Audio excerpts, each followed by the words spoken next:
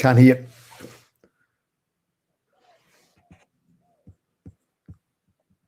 Let's see. Now, can you hear? Oh, now we can't hear you. Oh, no. Oh, hold on a sec. There we Okay. go. Are we all good? Yep. Sorry, I missed everything that was said. But Oh, no worries. So I think everybody else did too. We're so professional at this. that's all right. No problem. Yeah, I was just saying we're episode 14. We wanted to have you on our Altar Talks for a very long time now. Well, we've been doing it for over a year, haven't we? Yes. We started in the first lockdown. And I was just introducing you, saying that about 5 years ago, we were looking for a chiropractor in our local area. For JC, it was more about Sports. Yeah, sports, moving better and things like that. But I'd also heard about how chiropractic manipulation can benefit children on the autism spectrum. So you know our son Jackson, and I think, and we believe, because we've been coming to see you now mostly monthly, except for these stupid lockdowns, with Jackson, because we know that when he has an adjustment with you, he just feels like he's had a massage and he just feels better. Probably can't articulate it better than that, but he just feels better. Yeah. Well, welcome. Yeah, so welcome. Thanks for having me. Yeah, fantastic. I just thought I'd introduce you a little bit, Michael, because my little spiel on you, and then you can elaborate a little bit more for us, okay? Yeah. Sure. So a bit of a background on Michael is that you and your brothers and your fathers are all chiropractors. Fathers? Not quite. No, my father is not a chiropractor. Yeah. So my father isn't a chiropractor, Linda. Just I've got 4 brothers and a sister who are chiropractors. Oh, Okay. I thought your father was. So my father was just a guy who used chiropractors when we were kids, and he started taking his kids there, and then all his kids ended up being chiropractors. So Right. There you go. So we cleared up that story. Yeah, and you'll have to elaborate on that a little bit later. yeah, sure. But you've been in the chiropractic world for over 25 years, might even be 30 years now. 28. Yep. Yep. Oh, well, 28 and 5 years of uni. Yeah, so that's 33, I guess. Yeah. Yeah. A long career time. in the making. Yeah. Yeah. And your key interest is in educating people about the important role of the spine and nervous system in determining our well-being. So, and you're also passionate about promoting spinal health in children, which is why we took Jack to see you. And additionally, you've been working, experience with elite athletes at the highest levels, particularly in AFL. Yeah. So it was your unique personal sporting experience, I guess, that interested JC, because, we like people who are also in the sports industry. But combined with your extensive professional experience is why we're keen to have a chat with you today. Yeah, great. Yeah. There we go. Yeah. So as I said, I'm from a family of chiropractors, but my father wasn't. We were all very athletic kids, or a very sports orientated family, and my parents started taking their kids to see chiropractors whenever we had injuries and that sort of thing. But I think a lot of the philosophy of chiropractic, particularly the natural health approach, appealed to myself and my family, and that led us using chiropractic more as just a way of maintaining good well-being and health, as well as optimizing performance and injury management. One thing led to another. My sister became a chiropractor. She's the eldest, and then 5 boys followed.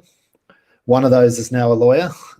One writes software that chiropractors use, but there are still 4 practicing chiropractors. And I've actually got a niece who practices with me in my Torquay practice at the moment as well. So both her parents are chiropractors, my sister and her husband. So there's a few of us there, yeah. Yeah. It certainly is a really good credential, isn't it, for all the family? Like, obviously, it's really ingrained in your values. Yeah. Well, it is. I guess we're always interested in health and sport, but particularly, the main thing that appealed to me about chiropractic is that it had a natural health focus, and it was so much about movement, which is what I identify most in healthcare. Essentially, the importance of movement in terms of well-being. And we were never a family that used drugs. I've pretty much, stay away from drugs. I played 12 years of professional football, and in that time didn't take anti-inflammatories or anything like that, any of those sort of drugs, because it just wasn't something that gelled with me. and a lot of my family are essentially the same. It's the way we've raised our kids as well. My kids, didn't use drugs as a first go-to through their growing years, and I think there's huge advantages in that, in the way your body develops and your immune system develops as well. And there's some of the things that appeal to me most about chiropractic, and that's why I've felt so aligned to that path as well. It's just that philosophy of working with your body, not against your body, that appeals to me most. So that's a really interesting point that you made there, because I think you remember you telling me once that your children have never had antibiotics. Is that right? Yeah, I don't think they have. Well, my youngest is now 20, so the 20 to 26. I can't think of any case where they've had antibiotics. I reckon the first time I think I can remember my kids having any medication was when 4 years ago we were trekking to Everest Base Camp, and we were a few of us had quite bad altitude sickness. Yeah. And I had a couple of Panadol and I forget the name of the drug now, to help a little bit with that. But I think the first time, I don't think really during childhood. And a lot of people think that's really weird. And I'm not saying kids shouldn't have drugs, because there could be a perfect time to have them. And some of that is an approach we took. Some of it's just plain good luck as well. So there's always a time for medications. But my thing is that shouldn't necessarily be the first approach to treatment necessarily. Like you get a headache. Oh, I got to drop some Panadol or whatever. Well, I mean, finger. I better take some Panadol. Yeah, well, it seems that way. But and the thing is, I don't think you should ever be a martyr too. If you need Panadol to relieve pain, then by all means do that. But the main thing is just make sure you're not working against your body. The classic case of that is things like fever, and often when kids have a fever, that parents rush straight away to Panadol, and that's essentially working directly against what your body's trying to do. Now, if your child's very miserable and uncomfortable, then by all means give them Panadol if you think that's the right thing to do. But it's basically the fever is the way your body fights infection, and when you take Panadol, you're essentially suppressing your body's ability to do that. And there's so many medications we take that are just working against what our body's trying to do. So I'm not against medication as such, because it has such a valuable role and is so important. But I'm for natural health, and that is working with your body, not against it. And so much of what we do in healthcare works against what our body is trying to do. I totally agree with you, Michael, because I feel, I don't know whether I've mentioned to you this before, but when Jack and Jess were just over 1 year old, we were down at Lawn for a family holiday, and we were all really sick. And we went to the chemist, and the chemist said, I think you're really sick. You should pop down to the doctor at the local hospital. And he gave us all antibiotics. And so, yes, it helped to clear things up. But that, to me, was the changing point for Jackson's health, because after that, going on the antibiotics, they both went off their food. So they were eating really well up until that point. Everything was homemade. They both went off their food. And Jessie came back onto her food within about 6 weeks, I remember. But Jackson, he didn't. And then he stopped eating virtually anything. And Michael, don't be horrified at me, because I was very naive then, because I wish I knew what I know now. But we got down to like cheese, pears, hot dogs, anything. And I thought he had a white food problem. And I actually had a book that said kids who only ate white food, because all Jackson's foods were white and plain. And I think that's my own personal thing. I think there's a bit of a gut. There's definitely Asperger's in our family. So there's a family history behind it. But I also think there's a bit of a gut issue in our family, because I see it with my dad, I saw it with my sisters, and I'm seeing it with my brothers, sisters, children. And I just think that set it off.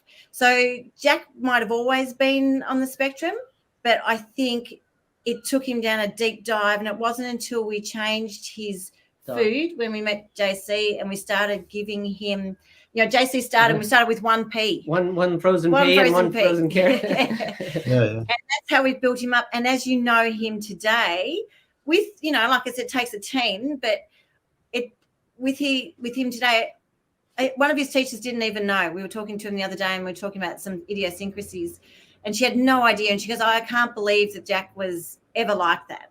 Now he's eating vegetable and eating normal food, I guess, now. Yeah. Well, I mean, it's interesting. Yeah. And you talk about antibiotics, and it's interesting, of all the drugs that are so commonly used by our society, antibiotics are actually one of the few that actually affects a cure. It actually does something that kills the bacteria in your body, and that can be essential in certain times, of course, as well. Whereas so many other drugs are just about changing symptoms, essentially. But antibiotics, despite the fact that they're one of the few that actually affect a cure, are also one of the most overused. And whenever you use a medication, there's very much a compromise. You're often robbing Peter to pay Paul. And particularly there's so much research these days about how it does affect things like gut health, and how the bacteria in your gut are so essential to the way your immune system works, even the way your nervous system works, as well as digestive issues, of course, as well. And that can have a profound impact on well-being right throughout all the stages of life there as well. And it's a matter of just making sure that whenever you take a drug, you're aware that that there's a compromise occurring, and you've got to make sure that you're sure that the positive outweighs the negative in that regard as well. And that's why it's just the safest thing is always just make sure that it's not necessarily the first thing you go to every time. And so much of our culture is directed that way. We're always after that quick fix and quick cure. Whereas healthcare, true healthcare, is really a lifestyle thing. It's how you live your life, essentially. It's the message I always try to get out to my patients is eat well, move well, and think well. Essentially, if you get those three things in place, most things look after themselves pretty well. The fourth thing perhaps that should add to that is maybe just put less crap in your body as well. There's a lot to do that too. But generally the eat well, move well, think well premise, if you follow that basic mantra, then you'll get most things right as well. So, and I'm not an expert in eating well either. I eat very well. I eat a lot of great food, but I also eat way too much sugar. I love cake. I love that sort of thing. So I certainly don't live the perfect lifestyle in that regard, but I do try and make sure I generally follow those principles as much as we can. Most of us, unfortunately, eat quite badly. We don't move enough. And in terms of thinking well, stress is one of the biggest health issues we have as well. So if you can manage those things, then you're generally on a way to supporting your body to support your health, essentially.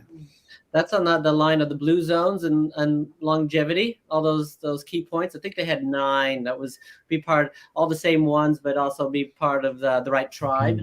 Social aspects are incredibly important. And a purpose, but all of those other ones are still community around you. The longevity that when they interview people that live into the hundreds, 115, they all have, of course, similar, move well. That's right. Move well. Yeah. And I guess that's a little bit, I was going to actually mention your little motto there.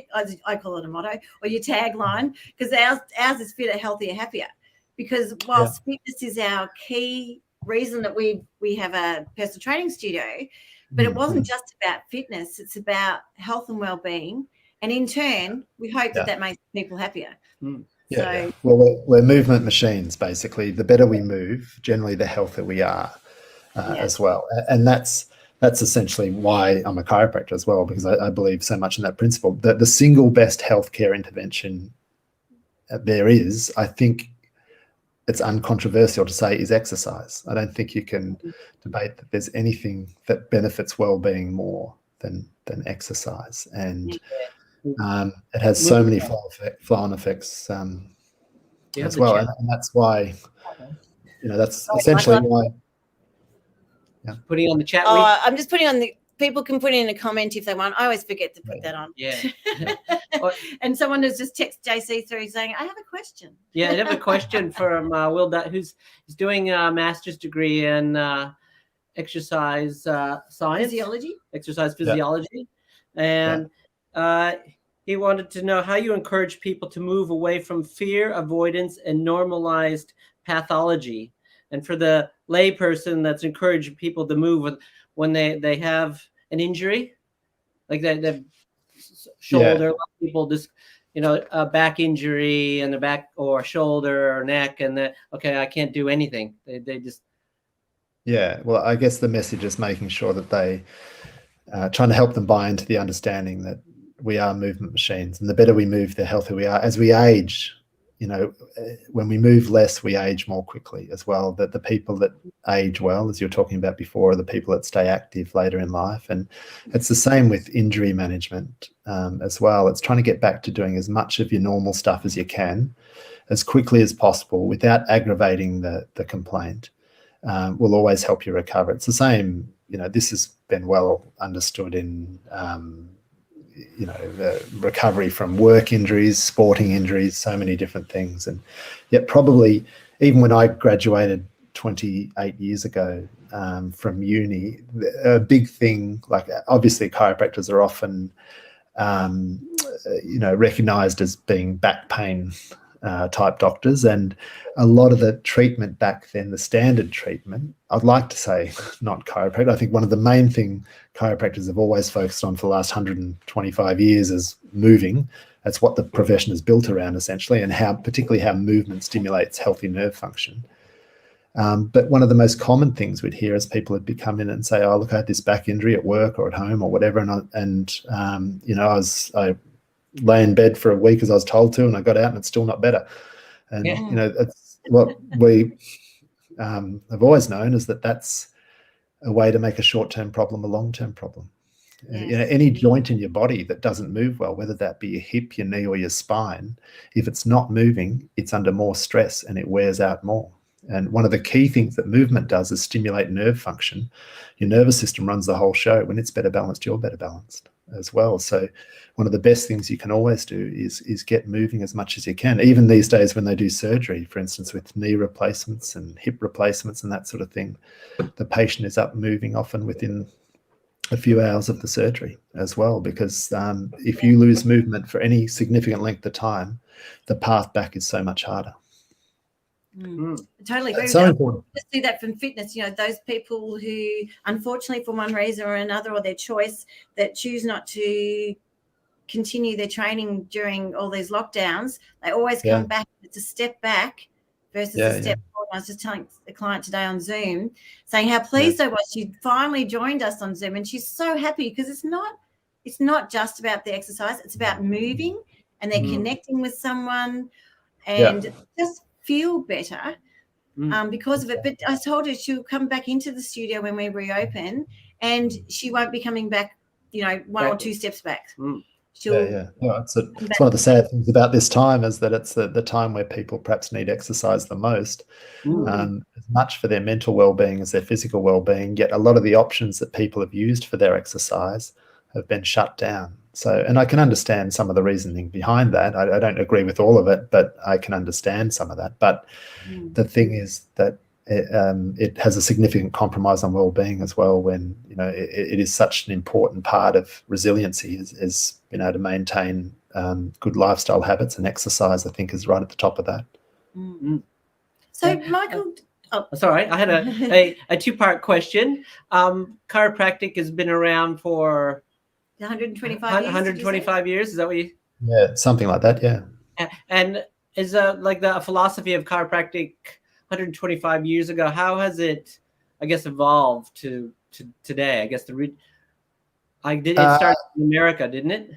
Yeah, it did actually, and it's right throughout the world now. I think one of the things that appeals to me the most about it, and what I like about it, is that it's pretty much the basic fundamental premise that we practice now is the fundamental premise that was practiced way back. And it's interesting, sometimes I'll have patients come in and say things like, you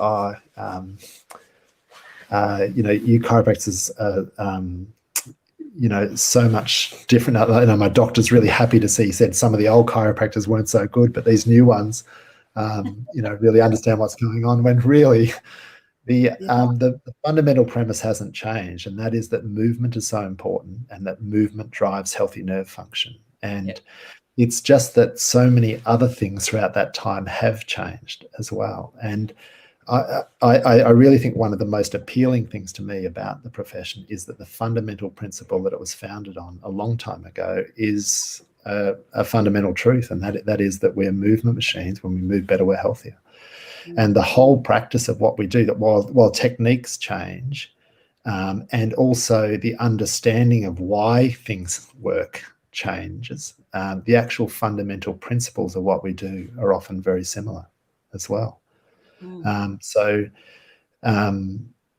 think there'll be better understanding of how the body works always, and the science always changes behind it. But I think axiomatic principle of well-being is that we're movement machines, and that's what That's a good chiropractic.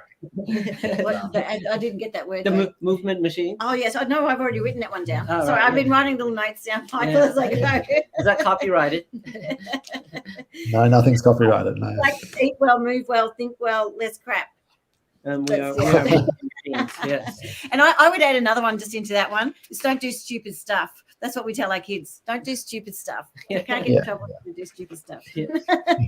There's definitions of that can vary, though. That's the problem. Yes, right. We all do stupid stuff at some times in our life, and we can learn from that, I right? got another question. Speaking of not stupid stuff, but since you're a movement machine, so what are you? Long time ago, you ran around on an oval chasing a ball, but now, what do you do now to keep moving? Well, part of the problem is because I ran around chasing a ball for a while. I did bugger up one hip joint, so I've got a bit of an arthritic hip that stops me from running. And I've always loved running. And I finished playing footy. I think I was 29, and I was advised at the time, to retire and don't run again. And I loved running, so I ran for quite a while after I finished playing footy. But the last 5 years or so, I've really stopped because my body's not. It takes my hip a long time to recover if I do. So I just find exercises that work well for me, essentially, and I try and do something every day. And that varies, but I try and encourage everybody to do something every day, even if it's as simple as walking. Walking is one of the basic, simple things you can do. I find I feel as though I always have to do something a little bit more. I guess I have become addicted to exercise throughout my life, and I don't feel right if I get into bed at night. Someone else like that. Yeah, well, if I get into bed at night and I haven't exercised, I don't feel as good as if I had, and that's just the way I am. I just turned 50 this year, and I am trying to be a little bit easier on my body too. I think sometimes, also as a professional sports person, sometimes you think you always have to exercise for performance, and so you end up smashing yourself too often. And I don't think that's necessary. I'm trying to get out of that habit as well. I'm trying to go a little bit easier on myself in terms of the exercise I do, but I try and find things I enjoy doing. And I think the most important message to everybody is do something you love doing so that you'll do it consistently. Otherwise, if it's a drain or a slog, or you're not enjoying it, then as soon as you get that first chance to pull the pin, you're going to. The willpower, it's hard to maintain the right level of motivation constantly, so it'll tend to drop by the wayside whenever something gets in the way. And unfortunately, sometimes when things are getting in the way, like stress or a busy work schedule or whatever, they're the times where you're going to benefit the most from exercise, and often when you do it the least, unless it becomes part of your lifestyle. So it's finding ways to do that, and try and do and explore new things. I do a lot of interval training, because I find that a good replacement for running, but I'm also trying to stretch. I don't stretch enough. I'd like to do, more yoga or something like that, where I'd commit to stretching a little bit more. I've always been a bit token in terms of my stretching, and I should be doing it. Yeah, I should be doing a bit more of that. But they're the sort of things. I've taken up surfing recently, which I'm really enjoying doing, and I do a lot of windsurfing as well. And I thought, weren't you? I think if I remember correctly, you were doing the kite surfing, the kite boarding. Was that windsurfing? Windsurfing, yeah. So on the actual board, yeah. So not kite surfing, but I love winds. That's my favourite thing to do, and I took up surfing earlier this year, and I'm loving that. You're standing on the board. Yeah, no, it's good fun. Yeah, I'm having a lot of fun. I've tried the surfing. Falling off the board a lot. Yeah. So, The kids enjoy it. We take the kids down. it's not as easy as it looks. No. The waves keep moving. Yeah, it's a problem. That, yeah. And when you're blind and you need glasses in the water, it makes it pretty hard, doesn't it, JC? Yeah. You're scared of those sharks here in Australia. Yeah. But to your point about, as we're aging, I mean, I was just listening to a podcast myself today, because for women, when we age, we have to exercise differently. What's suggested that we do, because, our muscle tone, it starts to decrease. But of course, it doesn't have to. This is why I tried to explain to everybody, it doesn't have to. If we keep going, and it's never too late to do some strength and conditioning work. And whether you do it every day because you work on a different part of your body each day, you can do that. That's not to say you don't have to go slog it out for an hour. Definitely not. You can get your exercise in from, really from 10 minutes to, 45 minutes is a good time for me if I'm going to do an actual workout, because then I stretch. We do mobility work beforehand. Then we go into exercise, and then we spend 5 to 10 minutes stretching. With any of my clients who know, that last 5 to 10 minutes and that 45 minutes, it's all about stretching. Yeah. So, and we encourage other modalities, because personally myself, I like yoga, and I was doing yoga. I just started yoga before the first lockdown. I just got back into it before all these multiple ones, and I love it because it's my time. I get a really big stretch, and I noticed how much my movements were able to stretch further, hold longer. But not only just that, my mind after an hour, I feel like I've had a good night's sleep after an hour of yoga. Yeah.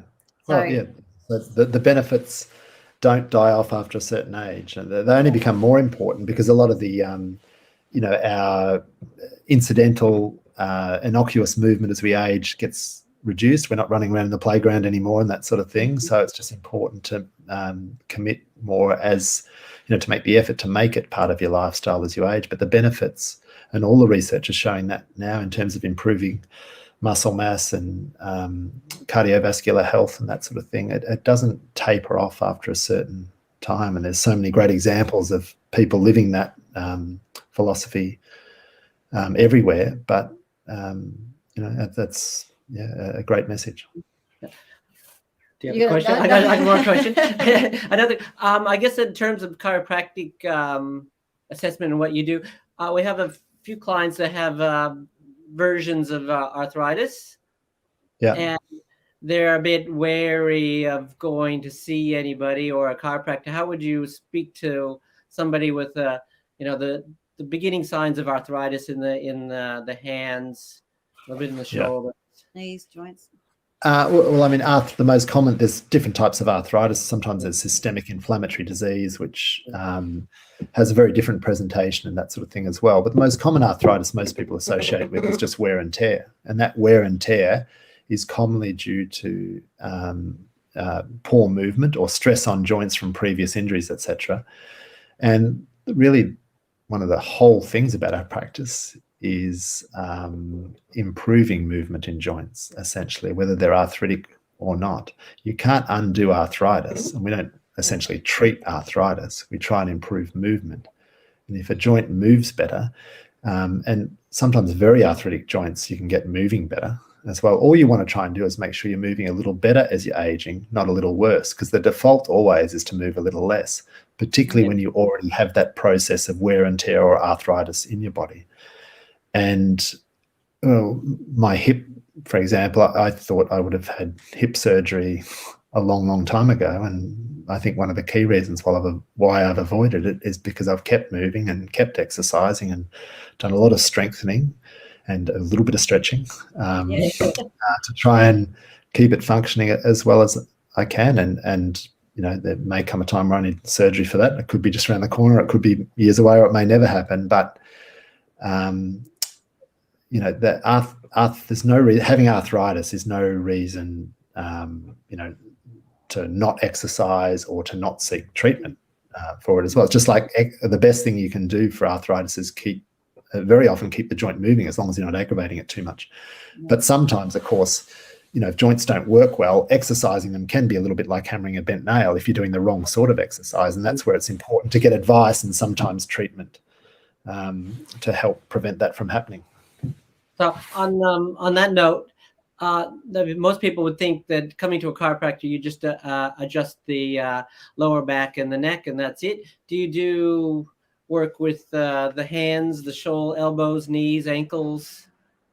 Yeah, of course we do. Sorry, I'm just going to reiterate, because someone said to us, "Oh, don't they just do your back?" And I've gone, "Oh, when I go and see Michael, no, like you'll adjust my hips and you put me on the block, and that's why that's where that questions come from, because that's what people say to us, and we go, no. Yeah, well, a lot of our focus is on the spine because that's probably our area of expertise. That's where we go to uni for 5 years, and a lot of the focus of that is all on spine function, but also the whole body as such. And every day I'm also seeing people with knee and shoulder issues and all that sort of thing as well. And I'm not the best person to see for all of those problems, but we essentially, if we can't help you, we can usually point you in the right direction as well. But certainly, our approach is holistic. It has to be whole body. Healthcare has to be a holistic approach. And most chiropractors will look at the whole body. Certainly, if you come in with a problem in your neck, we look at your whole body. We look at your posture, your lifestyle, because all of that is important in determining not only how well you recover, but how well you stay, how easy it is for you to, maintain good health as well. Yeah, because what you were saying before, we had someone mention that their friend couldn't get up and down off their couch. So rather than going and doing something, improving their movement, they went and bought a tool to help them get on and off their couch. Yeah. I'm sure there's other ways we could try. And it might not be us, like you said. You'll find the right person. Always if someone comes in or says to us, we don't go, "Oh, you've got to come to Ultra Fitness. We're the only place that's going to fix you." We might say, we don't have those machines that might help you with some spinal strength or whatever. Like it is about ensuring that we. It's like I said, holistic team. It's a very holistic team. The message should always be that don't give up the things you love doing because you're injured or getting older.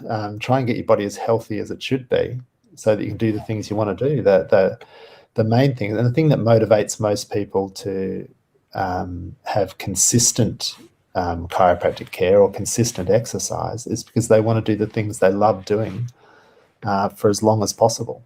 And I want to be active, into my 90. I want to get to 100, basically. And I don't want to be that way if I'm sitting in a wheelchair in a nursing home dribbling. But if I'm active and still able to exercise and do the things I love, there's no, I think I've got a lot of life left in me yet, and that's the thing that motivates me to stay healthy now. Yeah, I think we would definitely agree with that too. It's the motivator for us that we still want to be out hiking in our 90s and possibly cross-country skiing still and doing all those things. I like my dad's quote the other day, because Dad's turned 82, and he said, I made a decision the other day that I'm going to live to 123 and then decide if I want to keep on living. That's a good plan. I hope he's got super. Yeah. My dad walks his dogs every day, for 8 kilometres or whatever. He doesn't stop. He's pretty fit for his age, isn't he? Yeah. Did you have other questions? Where were we? We sort of talked about nutrition. And we did talk about the chiropractor, like uni versus today. You said pretty much chiropractic hasn't changed. It's probably. Yeah, that's it. Probably the only thing that comes in practice is you just realise how important lifestyle is in determining well-being. And a lot of your university study is all about injury and pathology and what happens when the body doesn't go right. Whereas what you actually find out in practice is that what the body needs to work the way it's designed to, and that is a healthy lifestyle. And so much of what we deal with is lifestyle disease and particularly chronic disease. It's due to inactivity, poor nutrition, being overweight, too much stress, And if they're all things that you need to manage Not in enough your life. sleep, not hydrated enough. Is that why you have when you're in your practice, you have that big table with all those good treats? It's on that Coca-Cola, sugar and the donuts and things. Yeah. So just to describe that, we put that mini treat after the session with you. You got one of those, but is that so that was a sugar display we put up. I reckon it must be been there 10 years or so, and we put it up. I think we had I forget what it was, but it was just going to be something we'll put up there for a few weeks, just when we're having a bit of a focus on nutrition. But it got so much interest and so many people were taking photos of it and showing their kids and that sort of thing that we just decided to leave it there, because it's just a visual understanding of how much sugar is in so many of the common foods we eat, and also a little bit of information of how that affects well-being, as well as other processed foods. I think we also have a cheeseburger there that's been there for 10 years that still essentially looks pretty similar to what it did when we put it there. And being that it's not real food, essentially. And it's just it has an impact, that. So we thought, why not leave it there? And I think it must have been there for about 10 years now. Well, I must admit, I borrowed with pride. This is what I call it when I pinch an idea. I borrowed with pride from you, because we actually did a bit of a stand at the studio, probably would have been a few years back now, and people was, because I had jars full. So whether, it was just a chocolate bar or something, there's 8 cubes or 20 cubes of sugar in there. And then everyone, whoa, there's all this sugar. And I go, that's what we've got in. It does put you off. That's that film, the Australian actor, that Sugar film. Yeah, that's I've seen. And he went on, just ate normal food that had all the sugar in it, and he gained all that weight and went a bit kooky. And we see it too. Like, we see it with Jack. If he has too much sugar, even he knows now that he went to the movies not long ago and went with his. Well, it's a while ago, because we can't go to the movies. A boy's day out. Yeah, it was a boy's day out, and he'd bought lollies and everything. And he goes, "Oh, Mum, I was like buzzing, and I felt sick afterwards." He was sick for 2 days. Which is well, we're all different, and we, each person has different sensitivity to that as well. Some people can eat a whole lot of rubbish and function perfectly fine. Well, at least they're functioning fine, but they don't necessarily know what's going on underneath as well. Whereas some people can be very sensitive to the slightest, chemical additive, or the slightest amount of sugar in their food as well. So that's the individual nature of each of our makeup, essentially. And but there are a few basic rules that apply to everyone, and that's, as I said, I think eat well, move well, think well. Well, on that note, everybody's a bit different. Like when Jackson goes to see you, he can really feel the change, moves better.